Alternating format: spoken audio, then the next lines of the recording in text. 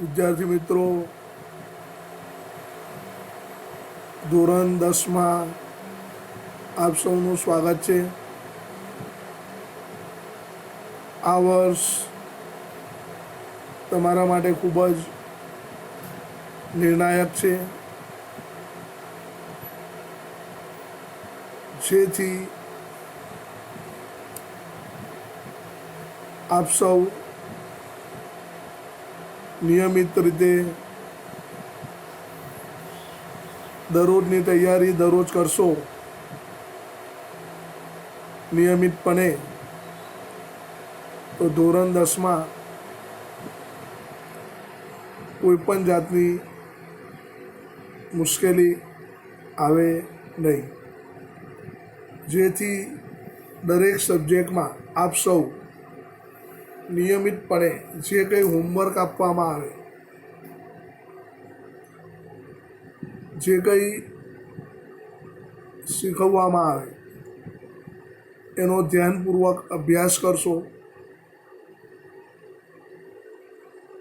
Homework જે કંઈ આપવામાં આવે દરરોજનું દરરોજ નોટબુકમાં લખશો, કે જેથી નોટબુક જ્યારે ચેક કરવામાં આવે ત્યારે મુશ્કેલી ન પડે.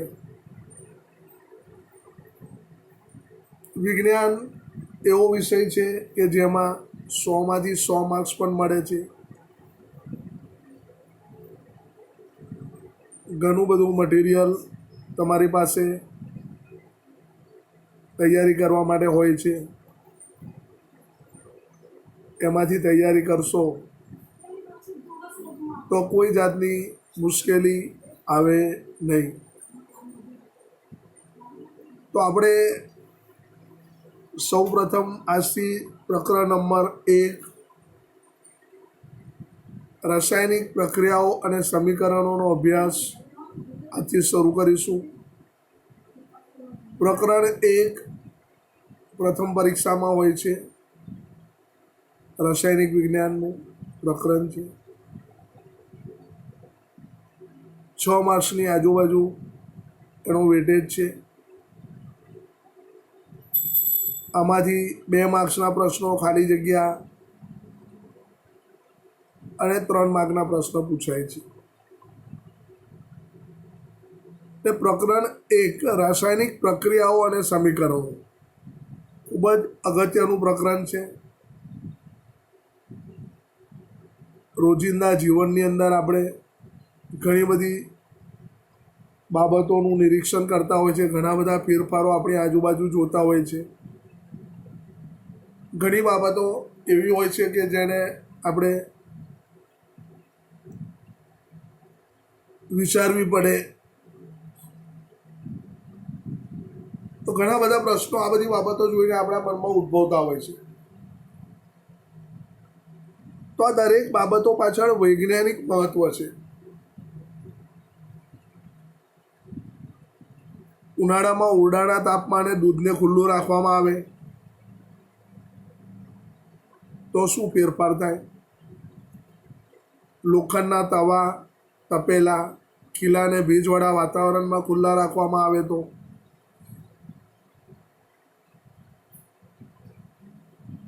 દ્રાક્ષનું આથવન થાય, ખોરાક રંધાય છે, આપણા ખોરાકમાં જ્યારે શરીરમાં એ જઠરમાં પહોંચે ત્યાં એનું પાચન થાય છે, આપણે શ્વાસ લઈ શકીએ છીએ. તો આ બધી પરિસ્થિતિઓ જે કંઈ છે એની અંદર શરૂઆતમાં પદાર્થની પ્રકૃતિ અને તેની ઓળખમાં કંઈક ને કંઈક પરિવર્તન આવે. આ બધી જ જે પરિસ્થિતિઓ આપણે જોઈ એમાં કોઈને કોઈ ફેરફાર થાય છે.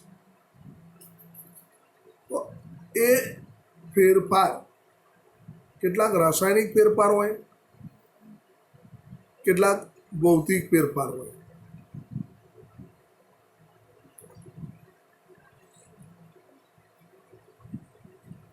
જ્યારે રાસાયણિક ફેરફાર થાય ત્યારે આપણે કહી શકીએ કે કોઈ રાસાયણિક પ્રક્રિયા થઈ છે.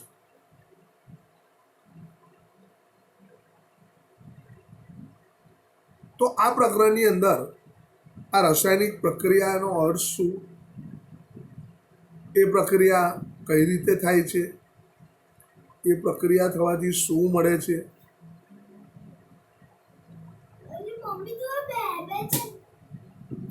આ પ્રક્રિયાને સમીકરણ દ્વારા સમજાવવામાં આવે, એને સંતુલન કઈ રીતે કરવું, એ બધી જ બાબતો આ પ્રકરણમાં આપણે શીખવાની છે.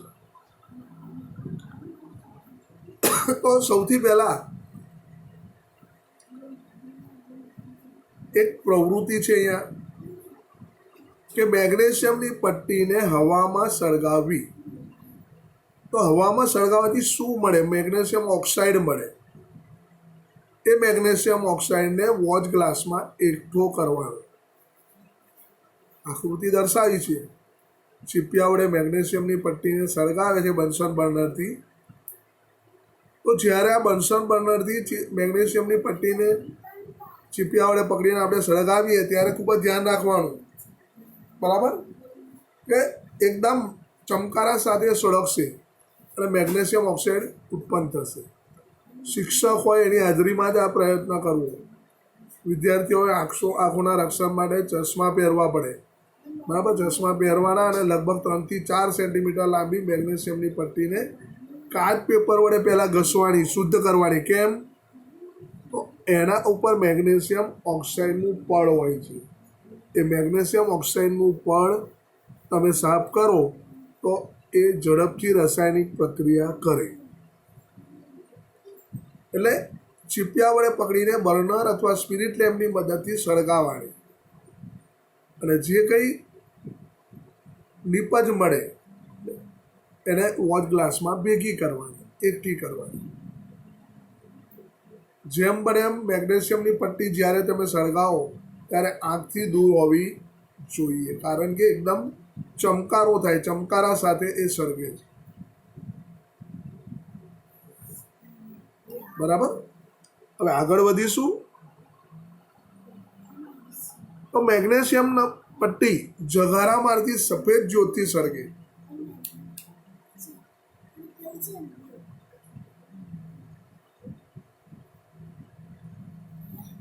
અને સફેદ પાવડર મળે, એ મેગ્નેશિયમ ઓક્સાઇડ છે. આ પાવડર મેગ્નેશિયમ ઓક્સાઇડ છે. મેગ્નેશિયમ તેમજ હવામાંના ઓક્સિજન વચ્ચે પ્રક્રિયા થવાથી મેગ્નેશિયમ ઓક્સાઇડ મળે. તો આવી બીજી એક પ્રવૃત્તિ છે. એક કસનળીમાં લેડ નાઇટ્રેટનું દ્રાવણ લેવાનું, એમાં પોટેશિયમ આયોડાઇડનું દ્રાવણ ઉમેરવાનું, શું થાય છે એ જોવાનું. એના રંગમાં પરિવર્તન થાય છે, કોઈ વાયુ ઉત્પન્ન થાય છે, તાપમાન બદલાય છે કે નહીં, એની અવસ્થા બદલાય છે કે નહીં, એનું નિરીક્ષણ કરવાનું. એ જ રીતે બીજી પ્રવૃત્તિ 1.3 છે.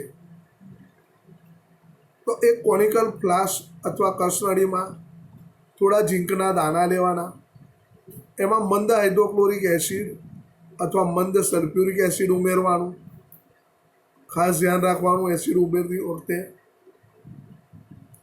ઝીંકના દાણાની ફરતે કંઈક થાય છે કે નહીં એ અવલોકન કરવાનું. કોનિકલ ફ્લાસ્ક અથવા કસનળી જે આપણે લીધી એને સ્પર્શ કરવાની, ગરમ થઈ કે ઠંડી એ જોવાનું. તો આ બધી પ્રવૃત્તિઓ આપણે જોઈ છે. 1.1, 1.2, 1.3. એના પરથી આપણે એની અવસ્થામાં પરિવર્તન થયું કે નહીં, રંગમાં પરિવર્તન થયું કે નહીં, વાયુનો ઉદ્ભવ થયો કે નહીં, તાપમાનમાં પરિવર્તન થયું કે નહીં, એ બધું જ અવલોકન કરી શકીએ. તો આ બધી પ્રવૃત્તિઓથી આપણને ખ્યાલ આવશે કે આપણી આસપાસ અનેક જુદા જુદા પ્રકારની રાસાયણિક પ્રક્રિયાઓ થતી હોય છે. તો આ પ્રકરણની અંદર આપણે જુદા જુદા પ્રકારની જે રાસાયણિક પ્રક્રિયાઓ થાય છે એને સાંકેતિક નિરૂપણ વિશે અભ્યાસ કરીશું. સંકેતમાં સમીકરણ સ્વરૂપે કઈ રીતે દર્શાવી શકાય એનો અભ્યાસ કરવાનો છે.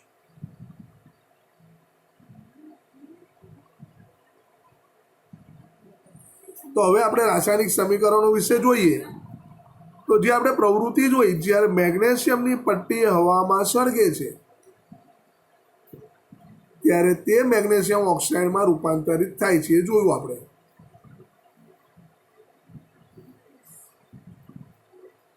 આ રાસાયણિક પ્રક્રિયાઓનું વાક્ય સ્વરૂપ વર્ણન ઘણું લાંબુ થઈ જાય, એટલે એને સંક્ષિપ્ત સ્વરૂપમાં ટૂંકમાં લખવા માટે પ્રયત્ન કરવો જોઈએ. તો એનો સરળ માર્ગ છે શાબ્દિક સમીકરણના સ્વરૂપમાં લખવું. શબ્દ ખાલી મેગ્નેશિયમ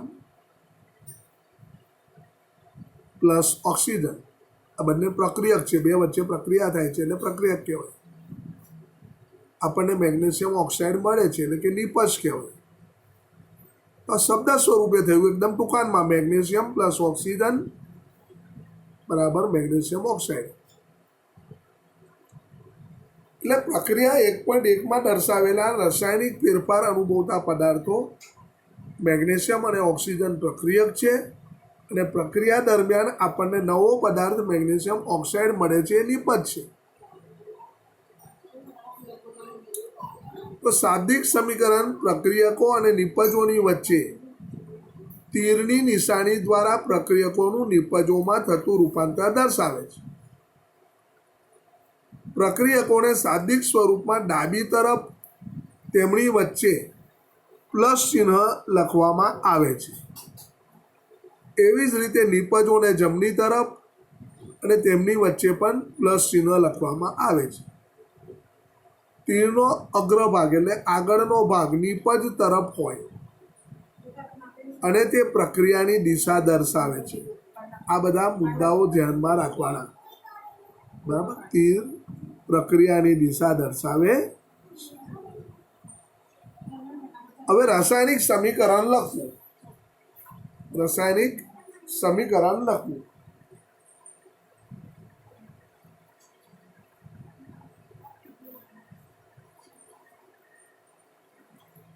તો શબ્દોની જગ્યાએ રાસાયણિક સૂત્રનો ઉપયોગ કરીને આપણે રાસાયણિક સમીકરણોને હજી વધુ સંક્ષિપ્તમાં અને ઉપયોગી બનાવી શકીએ. કોઈ પણ રાસાયણિક પ્રક્રિયાને રાસાયણિક સમીકરણ દ્વારા રજૂ કરી શકાય. મેગ્નેશિયમ, ઓક્સિજન તેમજ મેગ્નેશિયમ ઓક્સાઇડના સૂત્રોની મદદથી શાબ્દિક સમીકરણ નીચે પ્રમાણે લખી શકાય. મેગ્નેશિયમ એટલે Mg પ્લસ ઓક્સિજન એટલે O2, બંને વચ્ચે પ્રક્રિયા થઈને મેગ્નેશિયમ ઓક્સાઇડ મળે છે એટલે MgO. તીરની નિશાનીની ડાબી તરફ અને જમણી તરફ રહેલા દરેક તત્વના પરમાણુઓની સંખ્યા ગણવાની અને તેની સરખામણી કરવાની. શું બંને તરફ દરેક તત્વના પરમાણુઓની સંખ્યા સમાન છે? તો એ સંતુલિત છે. જો ના હોય તો સમીકરણ અસંતુલિત કહેવાય, કારણ કે સમીકરણની બંને તરફના દળ સમાન નથી. એટલે આ પ્રકારના રાસાયણિક સમીકરણને પ્રક્રિયા માટેનું માળખાકીય રાસાયણિક સમીકરણ કહેવાય છે. મેગ્નેશિયમની હવામાં સળગવાની પ્રક્રિયા માટેનું માળખાકીય રાસાયણિક સમીકરણ ઉપર આપણે જોયું. તો હવે આ રાસાયણિક સમીકરણને સમતોલિત કઈ રીતે કરી શકાય? તો 9મા ધોરણમાં આપણે અભ્યાસ કર્યો દળ સંચયનો નિયમ. કોઈ પણ રાસાયણિક પ્રક્રિયામાં દળનું સર્જન થતું નથી કે એનો વિનાશ થતો નથી. એટલે કે કોઈ પણ રાસાયણિક પ્રક્રિયાની નિપજોમાં હાજર રહેલા તત્વોનું કુલ દળ એ પ્રક્રિયકોમાં હાજર રહેલા તત્વના કુલ દળ જેટલું હોય છે. ડાબી બાજુ અને જમણી બાજુ બંને બાજુ દળ સરખું થવું જોઈએ. એટલે બીજા શબ્દોમાં કહીએ તો કોઈ પણ રાસાયણિક પ્રક્રિયા શરૂ થતાં પહેલાં અને પૂર્ણ થયા બાદ તેમાં રહેલા દરેક તત્વના પરમાણુઓની સંખ્યા સમાન રહે છે. એટલે માળખાકીય રાસાયણિક સમીકરણને સમતોલિત કરવું જરૂરી બને છે. બીજી એક અહીંયા સમીકરણ જોઈએ આપણે 1.3 પ્રવૃત્તિ જે જોઈએ એમાં ઝીંક અને સલ્ફ્યુરિક એસિડ એ બંને વચ્ચે પ્રક્રિયા થવાથી ઝીંક સલ્ફેટ અને હાઇડ્રોજન મળે છે. અહીંયા ઝીંક અને સલ્ફ્યુરિક એસિડ પ્રક્રિયક છે, ઝીંક સલ્ફેટ અને હાઇડ્રોજન નિપજ છે. બરાબર. તો ઝીંક એટલે Zn, સલ્ફ્યુરિક એસિડનું H2SO4, ઝીંક સલ્ફેટ એટલે ZnSO4 અને હાઇડ્રોજન એટલે H2. તો આ બંને તરફ રહેલા ડાબી તરફ અને જમણી તરફ રહેલા તત્વના પરમાણુઓની સંખ્યા આપણે જોઈએ તો સૌથી પહેલા ઝીંક એટલે Zn ડાબી તરફ આપણે જોઈએ તો એના એક જ પરમાણુ છે અને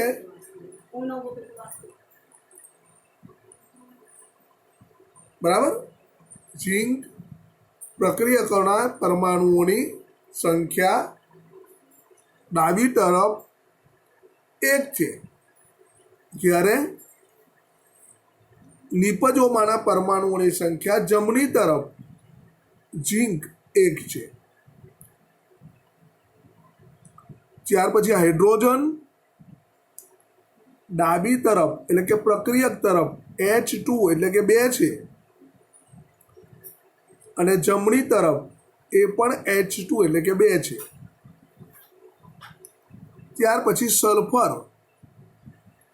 ડાબી તરફ એટલે કે પ્રક્રિયક તરફ 1 છે અને જમણી તરફ એટલે કે નિપજ તરફ એ બાજુ પણ 1 છે. ઓક્સિજન ડાબી તરફ પ્રક્રિયક તરફ 4 અને નિપજ એટલે જમણી તરફ પણ 4. તો આ રીતે બંને તરફ તત્વના પરમાણુઓની સંખ્યા સરખી છે. એટલે કે આ સમીકરણ કેવું છે? સમતોલિત સમીકરણ કહી શકાય. આ સમીકરણને સમતોલિત સમીકરણ કહી શકાય. બીજું સમીકરણ છે આયર્ન અને વોટર. એમાંથી નિપજ આપણને મળે છે ફેરસ સલ્ફેટ અને હાઇડ્રોજન. તો એના વિશે અભ્યાસ કરીએ તો અલગ અલગ સોપાનમાં એનો અભ્યાસ કરવાથી આપણને સહેલાઈ મળે. બરાબર. તો સોપાન 1 છે રાસાયણિક સમીકરણને સમતોલિત કરવા માટે સૌપ્રથમ દરેક સૂત્રની ફરતે એક ખાનું બનાવવાનું. સમીકરણને સમતોલિત કરતી વખતે ખાનાઓની અંદર કોઈ ફેરફાર કરવાનો નહીં.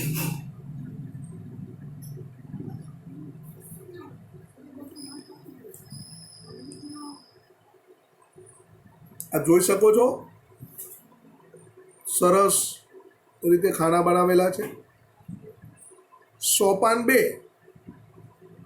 અસમતોલિત સમીકરણમાં હાજર રહેલા જુદા જુદા તત્વના પરમાણુઓની સંખ્યાની યાદી બનાવવાની.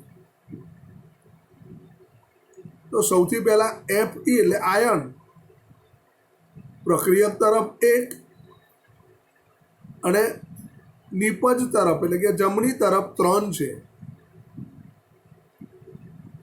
પછી હાઇડ્રોજન પ્રક્રિયક તરફ 2 છે, નિપજ તરફ પણ 2 છે.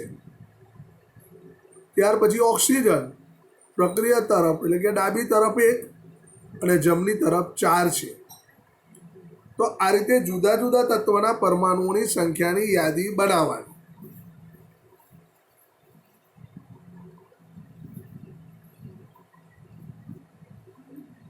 હવે સોપાન 3, સરળતા ખાતર સૌથી વધુ પરમાણુઓ ધરાવતા સંયોજનના સમતોલનની શરૂઆત કરવાની. સૌથી વધારે કયા છે? એ પ્રક્રિયક હોય કે નિપજ ગમે તે હોઈ શકે. તે સંયોજનમાં સૌથી વધુ પરમાણુઓમાં ધરાવતું તત્વ પસંદ કરવાનું.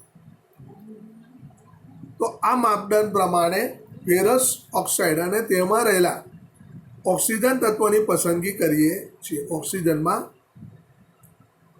જમણી તરફ ઓક્સિજનના 4 પરમાણુ છે, જ્યારે ડાબી તરફ ઓક્સિજનનો માત્ર એક જ પરમાણુ છે.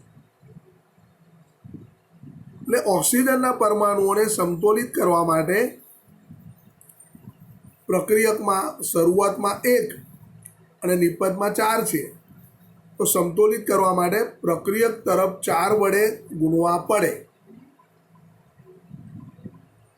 એટલે ચોક્કસપણે યાદ રાખવું જરૂરી છે કે પરમાણુઓની સંખ્યા સમાન કરવા માટે આપણે પ્રક્રિયામાં ભાગ લેતા સંયોજનો કે તત્વના સૂત્રો બદલી શકતા નથી.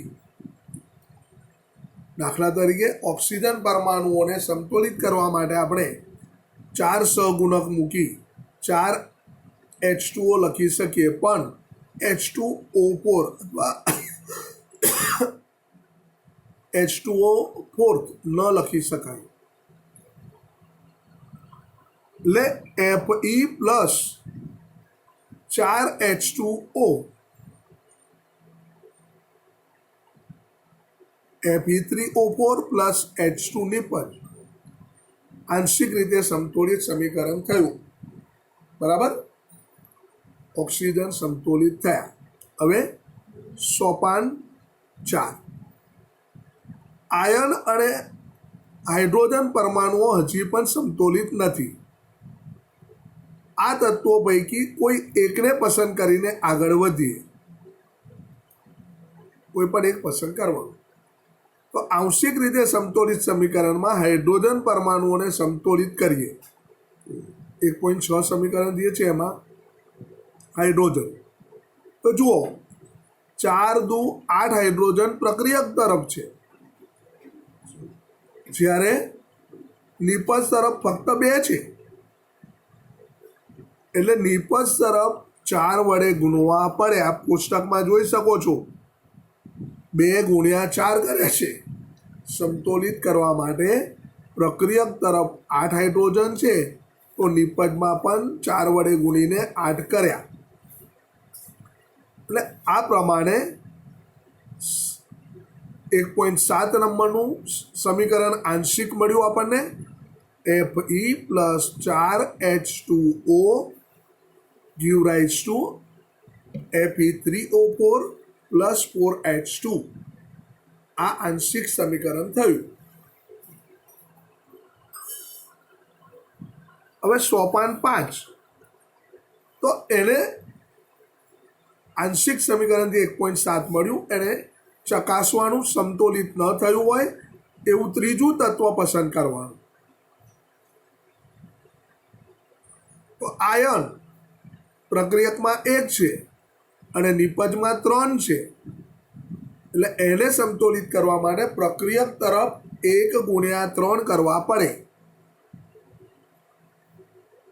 એટલે આપણને નવું સમીકરણ 1.8 મળે.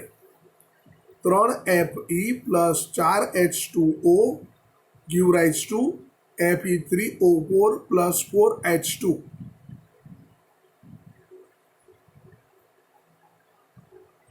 સોપાન 6, તો સમતોલિત સમીકરણની ખરાઈ કરવા માટે આપણે સમીકરણની બંને તરફ રહેલા દરેકે તત્વના પરમાણુઓની ગણતરી કરીએ. 1.9 સમીકરણ સમતોલિત સમીકરણ છે, કારણ કે ડાબી તરફ 3Fe, જમણી તરફ 3Fe, ડાબી તરફ 8H2, જમણી તરફ 8H2, ડાબી તરફ 4 ઓક્સિજન, જમણી તરફ 4 ઓક્સિજન. એટલે કે બંને તરફ રહેલા તત્વના પરમાણુઓની સંખ્યા સમાન છે. આ સમીકરણ સમતોલિત છે. રાસાયણિક સમીકરણોને સમતોલિત કરવાની આ પદ્ધતિ હીટ એન્ડ ટ્રાયલ પદ્ધતિ કહેવાય છે. હીટ એન્ડ ટ્રાયલ પદ્ધતિ કહેવાય, કારણ કે